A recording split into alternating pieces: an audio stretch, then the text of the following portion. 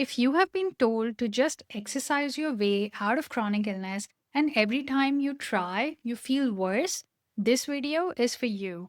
While physical activity is extremely beneficial for most people, for those who have PEM or post exertional malaise, exercise can actually harm more than help. PEM is commonly seen in people with ME/CFS, long COVID, post viral fatigue syndrome, and sometimes fibromyalgia.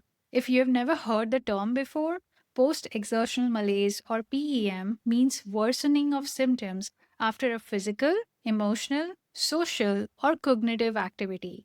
Common symptoms include extreme fatigue, pain, and brain fog. When I had PEM, a few minutes of physical exertion, like taking a shower or even sitting upright, would lead to hours of fatigue crash. Similarly, after a brief conversation with a loved one or after reading just a few lines in a book, my brain would feel slow and groggy, like mud sludge. These are just some examples of my PEM symptoms. Yours could look different in intensity or in how they show up. PEM is not about being lazy, out of shape, or unmotivated. And I can't emphasize this enough. It is an abnormal response to stress. And this is why the rules of the game are completely different for people who have it.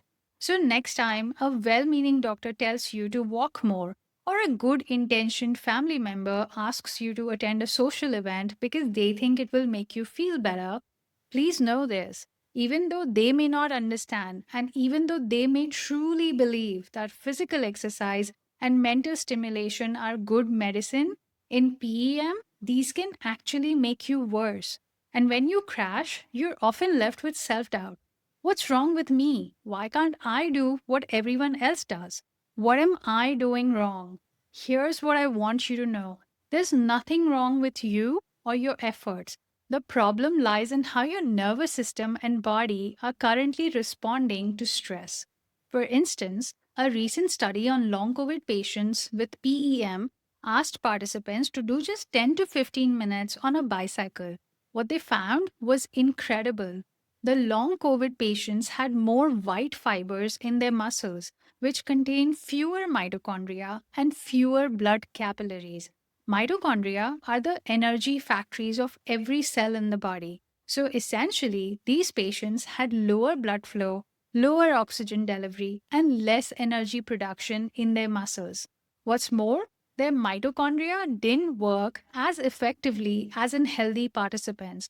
This potentially explains the lack of energy and inability to exercise. The study also found more amyloid deposits in skeletal muscle at the baseline.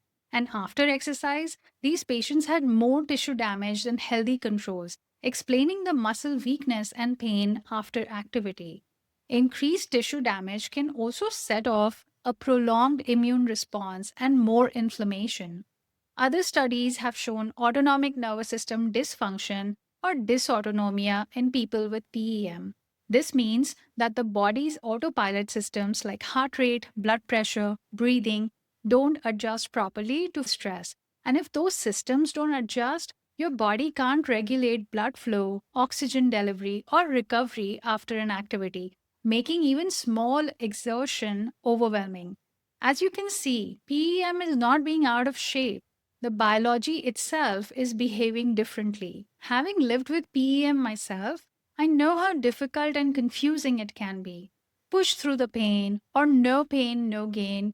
This mindset that helped me get through life until this point completely stopped making sense in the context of PEM. Because the more I pushed, the more I crashed, and the harder it became to recover and push again. Think of PEM like having an initial injury and then stacking new injuries on top of it. The initial wound never gets a chance to heal.